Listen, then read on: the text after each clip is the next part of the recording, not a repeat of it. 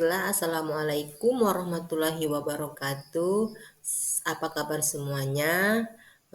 Baiklah, untuk hari ini Ibu akan menjelaskan materi kita yaitu tentang khutbah, tabligh, dan dakwah. Oke, yang pertama itu ada pengertian khutbah. Khutbah secara bahasa artinya berbicara, ceramah, nasihat, atau berpidato. Terus khutbah secara istilah berpidato di atas mimbar sesuai syarat dan rukun dengan tujuan mengajak pendengar untuk meningkatkan ketakwaan kepada Allah Subhanahu wa taala. Selanjutnya di sini ada syarat khutbah dan rukun khutbah. Yang pertama itu syarat khutbah. Seorang laki-laki menutup aurat, berdiri, suci dari hadas dan najis, duduk di antara dua khutbah, terus memenuhi syarat rukun khutbah dan sunnah, terus memenuhi rukun khutbah. Nah, terus yang kedua itu rukun khutbah. Pertama, membaca hamdalah. Kedua, membaca 2 kalimat syahadat. Terus yang ketiga, membaca sholawat Nabi. Keempat, membaca ayat suci Al-Quran. Dan kelima, membaca doa. Nah, selanjutnya di sini ada macam-macam khutbah. Pertama itu ada khutbah Jumat, kedua khutbah sholat Idul Fitri dan Idul Adha, terus selanjutnya ada khutbah pernikahan, sholat gerhana dan lain-lainnya.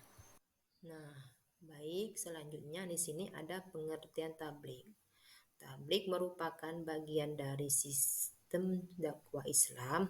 Kegiatan tabligh adalah usaha menyampaikan dan menyiarkan pesan Islam yang dilakukan oleh individu maupun kelompok, baik secara lisan maupun tulisan. Selanjutnya ada syarat-syarat tabligh. Pertama, memiliki kemampuan pengetahuan agama yang memadai. Kedua, memiliki keterampilan metode yang variatif. Ketiga, memiliki sifat sabar dan tidak emosional. Terus yang keempat, memiliki sifat ikhlas karena Allah. Dan yang kelima, tidak bersifat komersial. Nah, selanjutnya di sini ada pengertian dakwah.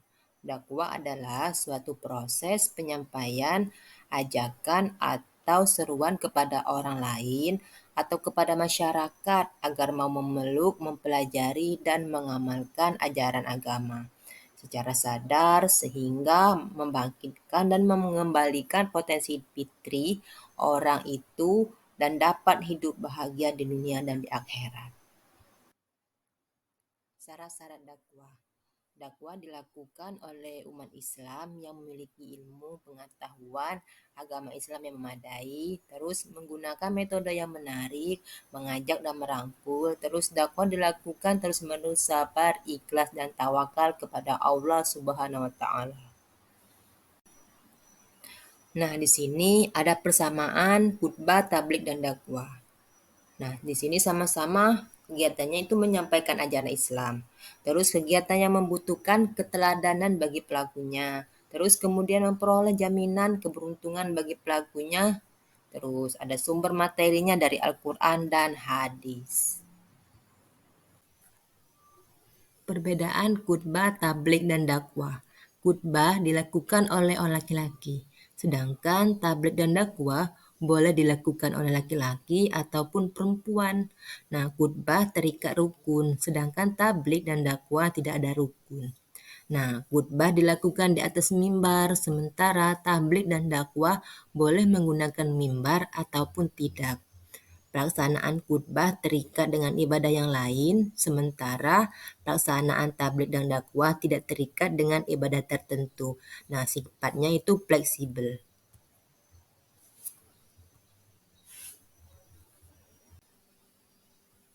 Nah, itulah tadi penjelasan mengenai materi khutbah, tabligh, dan dakwah. Semoga apa yang Ibu sampaikan bisa dimengerti dan juga bisa kalian amalkan di lingkungan masyarakat kalian. Nah, untuk itu Ibu akhiri. Wassalamualaikum warahmatullahi wabarakatuh.